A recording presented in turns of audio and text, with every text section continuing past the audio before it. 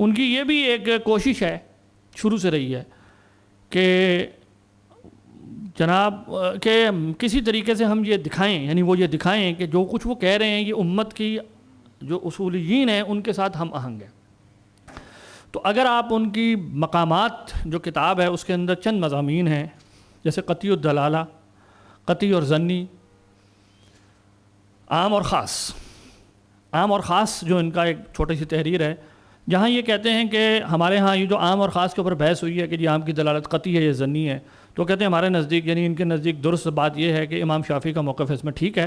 تاہم امام شافعی بعض مقامات پر جس طریقے سے خبر واحد کو قرآن کے کسی عام حکم کے ساتھ بٹھاتے ہیں وہ طریقہ ٹھیک نہیں ہے۔ تو اور ہم نے یعنی یہ کر دیا ہے کہ بتا دیا ہے کہ وہ اخبار احاد جو ہیں وہ کس طریقے سے تبیین بنے، یعنی ان کا اعتراض امام شافعی پر یہ، اور یہ وہ اعتراض ہے جو عمار خان ناصر صاحب نے کچھ عرصے پہلے کتاب لکھی ہے، وہ بڑی وقی کتاب ہے، موٹی سی کتاب ہے، وہ ہے قرآن اور سنت کا باہمی تعلق، جس میں وہ امام شافعی اس سے بھی پیچھے سے شروع کرتے کرتے چرتے مکتب فرائی کے یعنی جو 3 لوگ ہیں بڑے، فرائی صاحب، اصلاحی صاحب اور غامدی صاحب پہ آ کے ختم کرتے ہیں۔ اس میں دکھانے کی کوشش کرتے ہیں کہ امام شافعی نے یہ اصول تو ٹھیک دیا تھا کہ نبی علیہ السلام مبین ہے، ناسخ نہیں ہے، لیکن وہ کئی جگہوں پر یہ دکھائے بغیر کہ آیت میں احتمال تھا یا نہیں تھا، وہ حدیث قبول کر کے مخصص مان لیتے ہیں اس کو۔ تو وہ کہتے ہیں کہ امام شافعی گویا بعض جگہوں پر اپنے اصول کو ہم آہنگی سے فالو نہیں کر سکے۔ پھر وہ کہتے ہیں ہمارے ہاں بعد میں یہ بحث پیدا ہو گئی کہ اچھا یہ جو مثالیں ہیں جن کو امام شافعی گویا نہیں بٹھا پا رہے تھے، تو حنفیوں نے اپنا چونکہ عام کا قطعیت کا اصول رکھا ہوا تھا تو ان کو بھی اخبار احاد کو بٹھانے میں مشکل ہوتی تھی، تو انہوں نے نسخ کا اصول مان لیا سنت سے۔ کیا مان لیا؟ تو وہ کہتے ہیں کہ نسخ سے جو سنت سے جو قرآن کا سنت سے قرآن کا نسخ کا جو اصول ہے یہ کسی اصولی بنیاد پر نہیں مانا گیا تھا، ایکچولی ایک پریکٹیکل کمپرومائز تھا۔ کیا تھا؟ کہ وہ مثالیں حل نہیں ہو رہی تو اچھا چلیں اس کے لیے ہم یہ اصول اسٹیپولیٹ کرتے ہیں کہ یہ بھی جائز ہونا چاہیے، اس کے درمیان کہتے ہیں ہوتی رہی بحثیں۔ پھر وہ اپنے تئیں اپنی کتاب میں یہ دکھانے کی کوشش کرتے ہیں کہ یہ تضادات تھے حنفی اصولیین کے مذاہب میں بھی اور جمہور کے مذاہب میں بھی۔ پھر وہ آ کے شاطبی تک آتے ہیں کہ شاطبی نے اس مسئلے کو کیسے ایڈریس کیا، شاہ ولی اللہ نے کیسے ایڈریس کیا، اور یہ ساری بحث کرنے کے بعد وہ کہتے ہیں کہ اصل میں غامدی صاحب نے جو اصول اپنایا ہے فرائی صاحب کے بعد، وہ شاطبی اور شاہ ولی اللہ کے جو طریقہ ہے قرآن اور سنت کے درمیان تطبیق پیدا کرنے کا، یہ میرا یہاں موضوع نہیں ہے، میں بتانا ہی چاہ رہا ہوں کہ بحث کیا ہے۔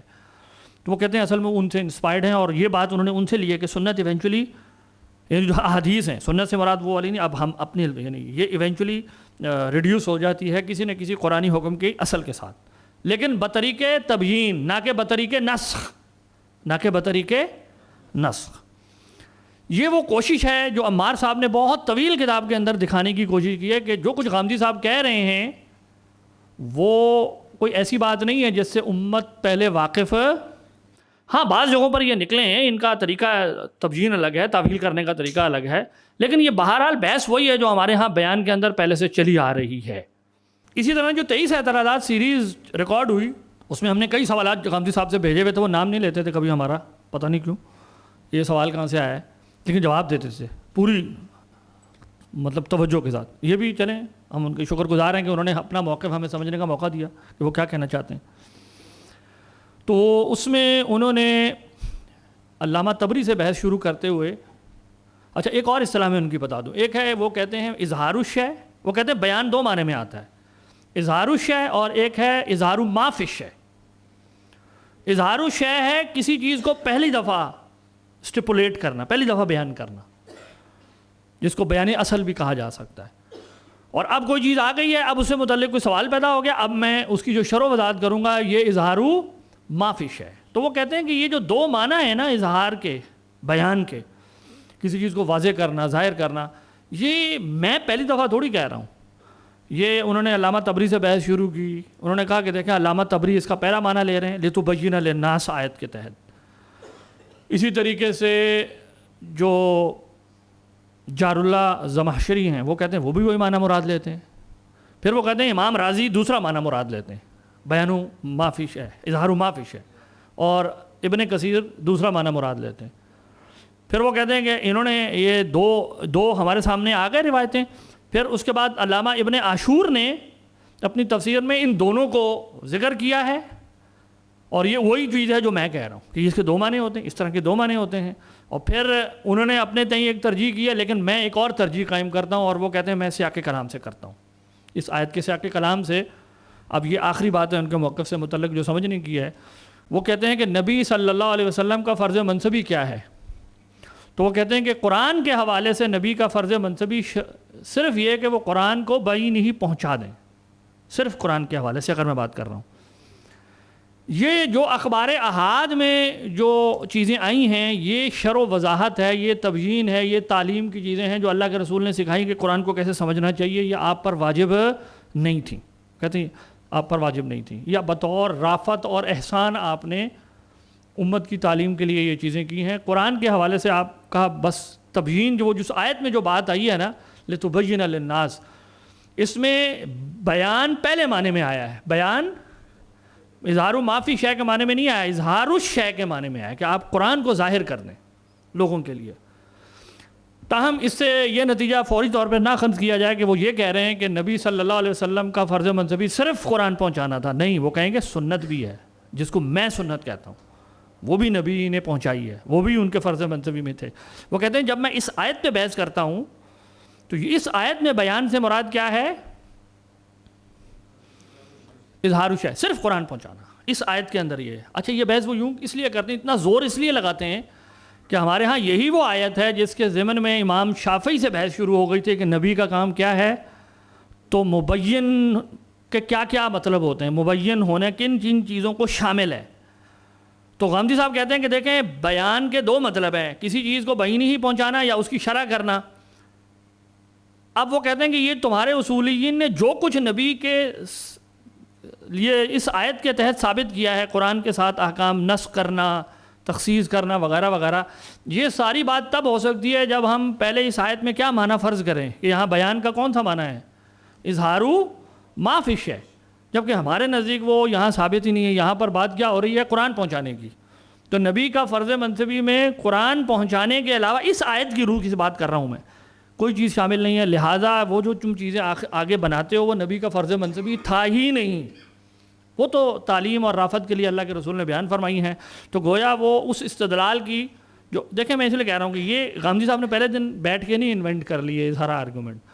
یہ فرائض صاحب کے ہاں ایک پوری انداز فکر ہے. اب میں اس میں نہیں جانا چاہ رہا کہ جو ہمارے ہاں انکار حدیث کا ایک پورا گروہ پیدا ہوا تھا اور جو بہت سارے اعتراضات کیے جاتے تھے سیرت پر، قرآن پر، یہ جو مستشرقین کی بحثوں کے بعد سر سید صاحب نے جس کے جواب دینے کی کوشش کی، علامہ شبلی نعمانی نے کی، سید سلمان ندوی نے کی، تو اس کو کاؤنٹر کرنے کے کوشش میں ایک اور طرح کا ڈسکورس سامنے آیا ہے. وہ یہ اس طرح کا ہے جس میں یہ شعوری یا غیر شعوری کوشش تھی کہ قرآن مجید کو ایک ایسی سینٹرل پوزیشن دی جائے جہاں قرآن ایک خود مکتفی کتاب بن جائے، ایک اپنے بات واضح کرنے میں خود مکتفی کتاب ہو، وہ کسی ایسے ذریعہ علم پر منحصر نہ ہو خدا کی مراد جاننا جو اپنی اصل میں ظنی ہو. بات آ رہی سمجھ میں؟ لیکن یہ بات ہے کہ خبر واحد جو اپنی اصل میں ظنی ہے، تو جب وہ اپنی اصل میں ظنی ہے تو یہ کہیں یا نہ کہیں امپلیسٹلی یہ بحث میں چل رہی تھی کہ اگر ہم اس سے کوئی چیز دین میں کوئی حکم کا اضافہ کریں گے وہ ہم ظنی چیز سے اضافہ کر رہے ہیں. تو حدیث کو کوئی اس طرح کا مطلب رول ملنا چاہیے کہ وہ دین میں کسی اصل حکم کا اضافہ کرنے والی نہ رہے، بلکہ کیا بنے، ایک فرع کی چیز ہو، شرع کی چیز ہو، تاکہ یہ جو بہت سارے اشکالات پیدا ہوتے ہیں دین کی تفہیم میں، دین کی اصل کے حوالے سے یہ ختم ہو جائیں. تو یہ ایک شعوری اور غیر شعوری چیز پیچھے چل رہی تھی. اور سنت اور حدیث میں فرق کا ایک میں آپ کو ریسرچ ٹاپک سوچتا ہوں، یہ غامدی صاحب کا انوینٹ کیا ہوا نہیں ہے. علامہ سید سلمان ندوی صاحب نے ایک تحریر لکھی تھی جو 1929-30 میں شاید چھپی تھی، اس میں یہ سب کچھ لکھا ہوا ہے. یہ سب کچھ لکھا ہوا ہے کہ سنت جو ہے وہ متواتر اعمال کا نام ہے جو نسل در نسل حدود سے آئی ہے، اس کے مقابلے میں جو اخبار احاد میں آئی اس کو سنت کہنا ٹھیک نہیں ہے. یہ سب باتیں وہاں موجود ہیں، آپ پڑھ لیں جا کر. اور اسی وجہ سے میرا یہ رجحان بننا ہے یہ پورا ڈسکورس دیکھنے کے بعد کہ صرف غامدی صاحب کے اوپر بحث کر لینا کافی نہیں ہے.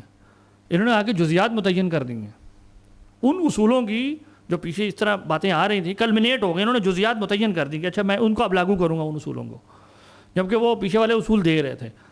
تو دیکھنے کی ضرورت ہے کہ یہ جو شبلی نعمانی آن ورڈ جو حدیث اور سنت کا ڈسکورس ہے، دیکھیں ہمارا منکرین حدیث کے اوپر تو سخت ایک رسپانس رہا ہے نا، جیسے پرویز صاحب ہیں وغیرہ وغیرہ، لیکن یہ بھی ایک ڈسکورس ہے. اس کو دیکھنے کی ضرورت ہے کہ کیا یہ ہمارے اصول فقہ کے پرنسپلز کے ساتھ ہم آہنگ ہے جیسے ہم سمجھتے آئے ہیں. تو یہ ایک تحقیق کا موضوع ہے، اس کو دیکھا جائے، آپ لوگ دیکھیں. اب آ جائیں کہ یہاں تک واضح ہے نا بھائی، کوئی مشکل تو نہیں ہے. غامدی صاحب کا موقف، اگر کسی کو آپ میں سے کوئی غامدی صاحب کی فکر سے شناسائیں ہیں تو اس کو لگتا ہو کہ میں نے ان کے موقف بیان کرنے میں ایمانداری کا مظاہرہ نہیں کیا، تو وہ بھی بتا دے جی میں نے کہیں وہ یہ نہیں کہتے، یا کوئی بہت اہم بات ہے اور وہ ان کے موقف کے بیان سے رہ گئی ہے کوئی ابھی، تاکہ قبل اس سے کہ میں وہ ٹیکنیکل. اچھا ایک بات بتاؤں، ہماری اگلی بحث کو ٹیکنیکل ہوگی تو جو مدارس کے طلباء ہیں ان کے لیے ذرا آسانی ہوگی، جو ذرا آؤٹ سائڈرز ہیں ان کے لیے وہ اصطلاحات ذرا شاید مشکل ہوں. آسان بنانے کی کوشش کروں گا، لیکن وہ ہے بہرحال ایک ٹیکنیکل بحث اصول فقہ کی.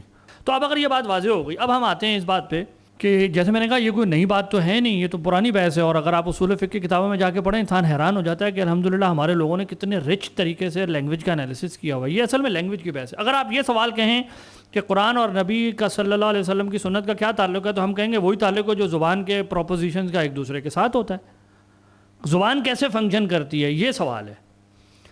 تو جب میں اس فنکشننگ کو سمجھ لوں گا تو مجھے سمجھ میں آئے گا کہ اچھا نبی قرآن میں کہاں کنٹریبیوٹ کرتے ہیں اور کیسے.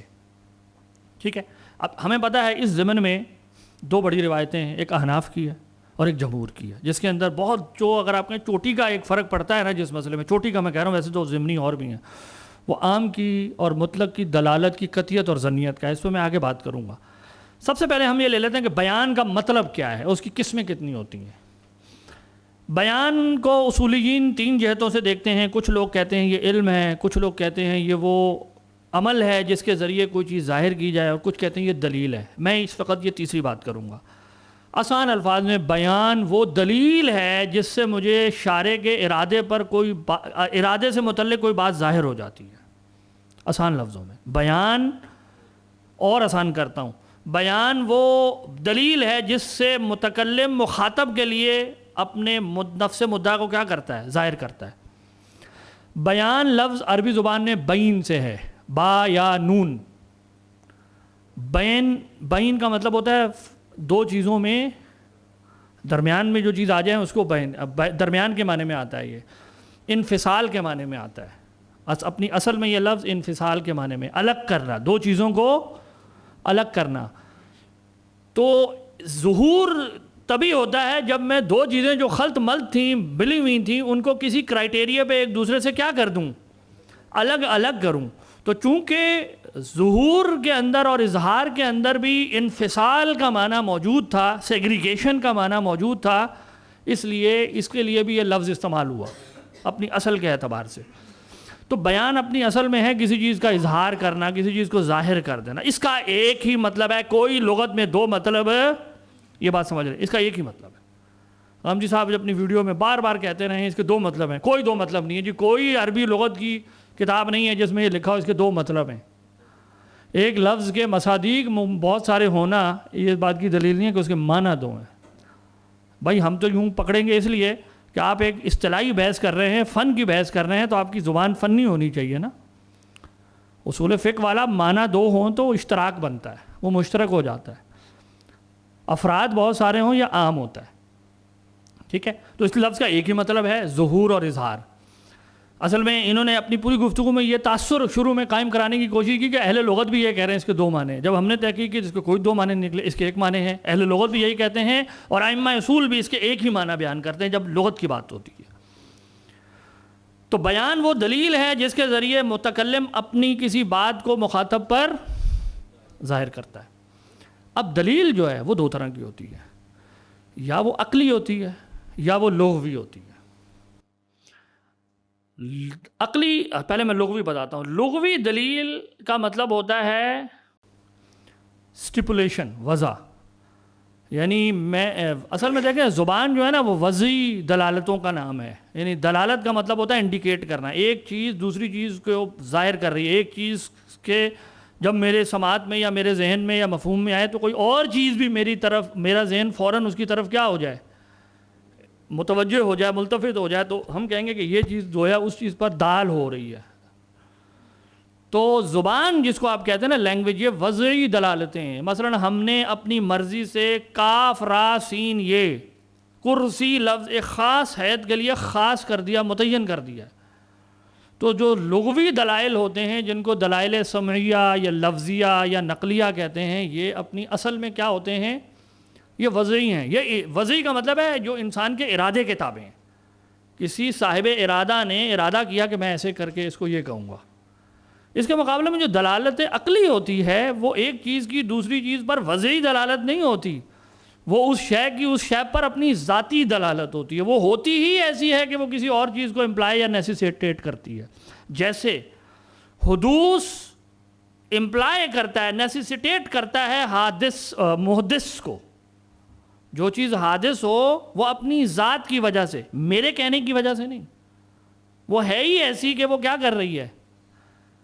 لازم کر رہی ہے کہ کوئی محدث ہو. اس کو کیا کہتے ہیں؟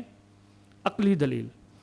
جو لوگ حسن قبح عقلی کے قائل ہیں ان کے نزدیک بھی اس کی کچھ قسمیں ہیں. بہرحال تو دلیل دو طرح کی ہوگی، جس کے ذریعے میرے اوپر کوئی چیز ظاہر ہوگی متکلم کے ارادے سے متعلق، یا وہ دلیل عقلی ہوگی یا وہ دلیل لغوی ہوگی.